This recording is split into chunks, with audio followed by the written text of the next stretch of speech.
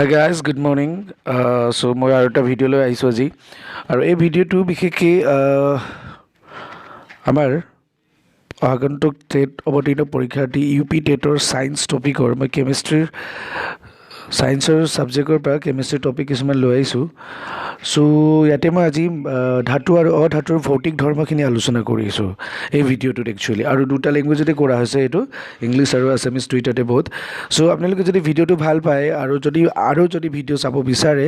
তো আপোনালোকে যদি কয় মই এই কালি সন্ধিয়াৰ ভিতৰতে গোটেই টপিকখিনি মই আলোচনা কৰি দিব পাৰোঁ, কিন্তু আপোনালোকে মোৰ যদি ভিডিঅ'টো ভাল পায় তেতিয়াহ'লে কমেণ্ট ছেকশ্যনটোত কমেণ্ট কৰিব আৰু লাইক কৰিব আৰু চেনেলটো ছাবস্ক্ৰাইব কৰিবলৈ নাপাহৰিব আৰু ভিডিঅ'টো সম্পূৰ্ণকৈ চাবলৈ নাপাহৰিব। তো বলক আমি ভিডিঅ'টো আৰম্ভ কৰোঁ। অ'কে, তো আজি আমি প্ৰথমতে আৰম্ভ কৰিম physical properties of metal and non metal. তাৰমানে ইয়াক কি বুলি কোৱা হয়, ধাতু আৰু অধাতুৰ ভৌতিক ধৰ্ম বুলি কোৱা হয়। একচুৱেলি ভৌতিক ধৰ্ম বুলি ক'লে ধাতু আৰু অধাতুবিলাকৰ কিছুমান ভৌতিক ধৰ্ম থাকে, যিবোৰ ধাতুত থাকিব পাৰে অধাতুত নাথাকিবও পাৰে। Means metal and non metal they can have different type of physical property. Okay, same যদি আমি এক নম্বৰ পইণ্টটো কওঁ, ফিজিকেল প্ৰপাৰ্টিৰ কথা কওঁ, তো ফিজিকেল প্ৰপাৰ্টি যাক আমি অসমীয়াত ভৌতিক ধৰ্ম বুলি কওঁ। তো ধাতু আৰু অধাতুৰ যেতিয়া আমি ভৌতিক ধৰ্ম আলোচনা কৰিবলৈ যাওঁ, কিছুমান ভৌতিক ধৰ্ম আছে, ধৰক যেনে ধৰক আপোনাৰ ধাতুবোৰক লাশ্চাৰ বুলি কোৱা হয়, অৰ্থাৎ সিহঁতৰ এটা মানে কি চিকমিকনি গুণ এটা থাকে, অৰ্থাৎ সিহঁতৰ উজ্জ্বলতা থাকে, বা আমি কি বুলি ক'ব পাৰোঁ, চিকমিকনি বুলি ক'ব পাৰোঁ। অ'কে, চিকমিকনি বুলি ক'ব পাৰে। তো ধাতুবোৰ কি হয়, ধাতুবোৰৰ চিকমিকনি গুণ এটা থাকে, সিহঁতৰ যোনটো পৃষ্ঠ থাকিব, তো পৃষ্ঠটোত মানে চিকমিকাই থাকিব পাৰে, কিন্তু অধাতুবিলাকৰ সেই ধৰ্মটো নাথাকে। অ'কে, চ' কি বুলি কয়, so' metals are having the lustre property, means they are having the shining property on their surfaces, but non-metal don't have that. Okay, so another property আমি কি বুলি কৈছোঁ, ইয়াক মেলিয়েবিলিটি বুলি কৈছোঁ, অৰ্থাৎ অসমীয়াত কি বুলি কোৱা হয়, ঘাত সহনীয়তা বুলি কোৱা হয়। মানে মেলিয়েবিলিটি মানে কি, means some metal and non-metals are there, suppose and we are by any process, by hammering or by beating them, so we can give them some another shapes. So that is what we are talking about, malleability. মানে ঘাত সহনীয়তা মানে কি বুলি কোৱা হয়, মানে যিকোনো পদাৰ্থ এটাক বা যিকোনো বস্তু এটাক আমি কি কৰিলোঁ, হাতুৰিৰে মাৰিলোঁ বা কোবাই পেলাই কি কৰিলোঁ, আমি অন্য এটা ৰূপ এটা দিলোঁ। বেচিকেলি এইটো ধাতুবিলাকৰ থাকে, চ' ধাতুবিলাকক আমি কি কৰোঁ, কোবাই পেলাই বা হাতুৰিৰে মাৰি কি কৰিব পাৰোঁ, আমি বেলেগ এটা ৰূপ বা তাৰ আকাৰ এটা দিব পাৰোঁ। চ' তাক আমি কি বুলি ক'ম, ঘাত সহনীয়তা বুলি ক'ম। অ'কে, তাক আমি ঘাত সহনীয়তা বুলি ক'ম। চ' সেইবোৰ so' metals are having what, malleability, metals are malleable and non metals are non malleable. So' কি বুলি কওঁ, ধাতুবিলাকক কি বুলি কওঁ, আমি ঘাত সহনীয় বুলি কওঁ, আৰু অধাতুবোৰ কি বুলি কওঁ, আমি ঘাত সহনীয় নহয় বুলি কওঁ। So' this is another property of metal and non metal, that hardness, অৰ্থাৎ অসমীয়াত আমি কি বুলি ক'ম, কঠিনতা বুলি ক'ম। So' metals are hard in nature, মানে ধাতু যিবিলাক থাকে, অ'কে, মেটেলছ মানে ধাতু যিবিলাক থাকে সিহঁতে কি হয়, আপোনাৰ কঠিন হয়, টান হয়। মেটেল যিবিলাক থাকে সেইবিলাক কি হয়, কঠিন বা টান হয়। কিন্তু আমি কি বুলি কৈছোঁ, যিবোৰ অধাতু থাকে সেই অধাতুবোৰ কি হয়, তোমাৰ টান নহয়, সিহঁতে সাধাৰণতে কি হয়, মানে কোমল হয়, ছফ্ট হয়। অ'কে, তো অধাতুবিলাক কি হয়, তোমাৰ অধাতুবোৰ কঠিন নহয়, মানে non metals are generally they are soft in nature, so' they are not hard, they are soft in nature. So' this is one of the property. And if you talk about the state, another property মই কি বুলি ক'ব পাৰোঁ, state বুলি ক'ব পাৰোঁ, অৰ্থাৎ সিহঁতৰ ভৌতিক অৱস্থা, যোনটো ভৌতিক অৱস্থা, অ'কে, তো when we are talking about physical state, যেতিয়া আমি ভৌতিক ধৰ্ম বুলি ক'ম, তো ভৌতিক ধৰ্মত কি হয় আপোনাৰ, চ' ধাতুবোৰ সাধাৰণতে কি হয়, কঠিন অৱস্থা থাকে, metals are they are in solid state, আৰু ধাতুবোৰৰ আৰু এটা আছে,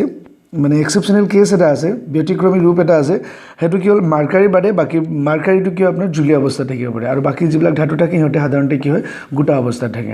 আৰু অধাতুৰ ক্ষেত্ৰত কি হয়, সিহঁতে কি হ'ব পাৰে, গোটাও হ'ব পাৰে বা গেছীয় হ'ব পাৰে, কিন্তু যিটো নেকি কি থাকে আপোনাৰ জুলীয়া অৱস্থাত থাকে। চ' কিছুমান ব্যতিক্ৰমী আছে, অ'কে কিছুমান ব্যতিক্ৰমী আছে তো সেই পইণ্টবোৰ মনত ৰাখিব লাগে তো মই কি কৈছোঁ গোটা মানে সিহঁতৰ ভৌতিক অৱস্থাৰ ক্ষেত্ৰত in case of physical state so' metals are what solid except mercury এইচজিৰ বাদে মাৰ্কাৰীৰ বাদে বাকীবোৰ কি থাকে আপোনাৰ চব গোটা অৱস্থা থাকে আৰু in case of non metal আমি কি বুলি কৈছোঁ নন মেটেলৰ ক্ষেত্ৰত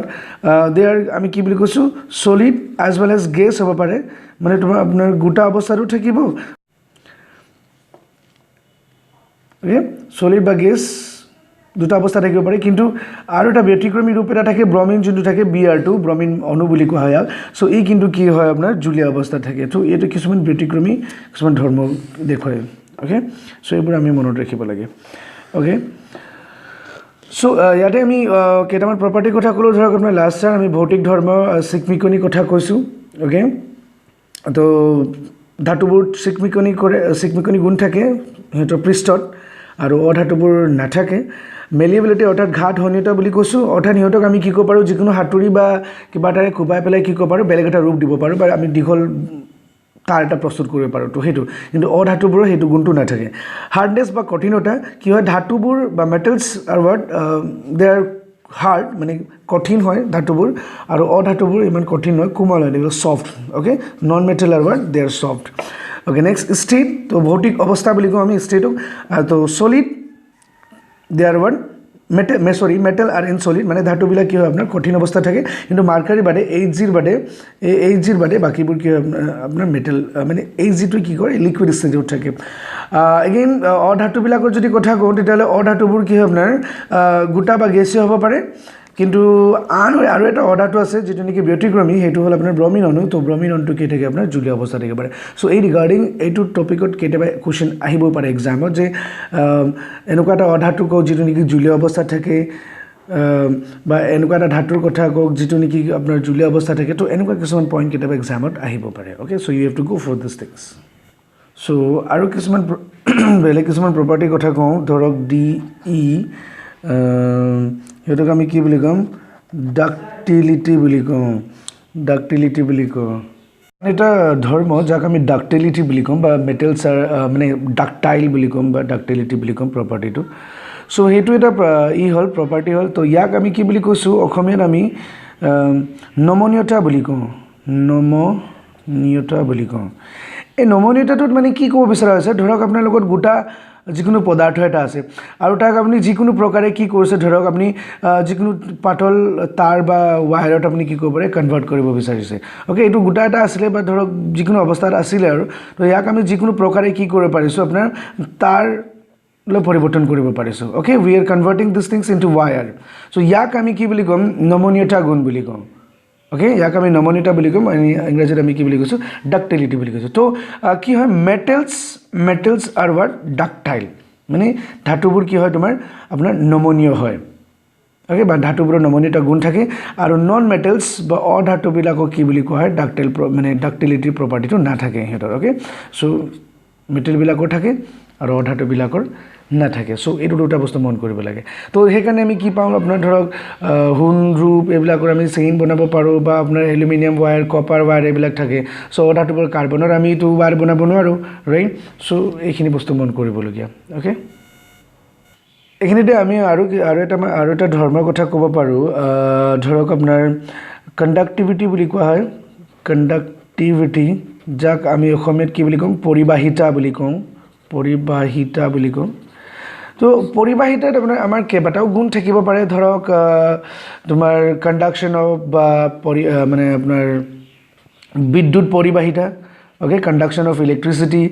অৰ তাপৰ পৰিবাহিতা কণ্ডাকশ্যন অফ হিট চ' এইটো দুটা আমি কথা ক'ব পাৰোঁ তো জেনেৰেলি কি হয় মই যদি লোহাৰ টুকুৰা লওঁ আৰু তাক যদি মই এইটো ছাইডৰ পৰা গৰম কৰোঁ তো কি হ'ব এইটো ছাইডতো আমাৰ তাপটো সঞ্চাৰিত হৈ থাকিব তো ইয়াক আমি কি বুলি ক'ম পৰিবাহিতা গুণ বুলি ক'ম but I am saying is that if there is a metal and we are heating in one side of the metal right so in the another point we are feeling that heat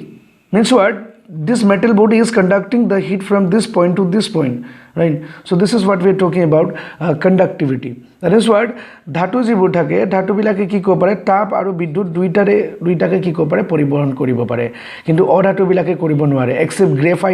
graphite bade baki bilake ki kobo noare apunar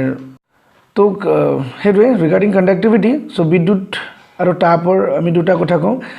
hit and electricity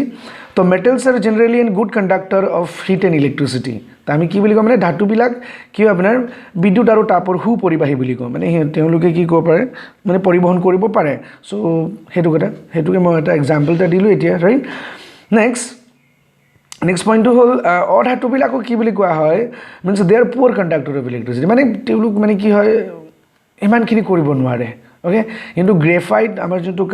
আমি কাঠ পেঞ্চিলৰ যোনটো আমাৰ ভিতৰৰ এই অংশটো ক'লা অংশটো য'ৰ পৰা আমি লিখোঁ তাত গ্ৰেফাইট থাকে তো সেইটোৱে কি কৰিব পাৰে আপোনাৰ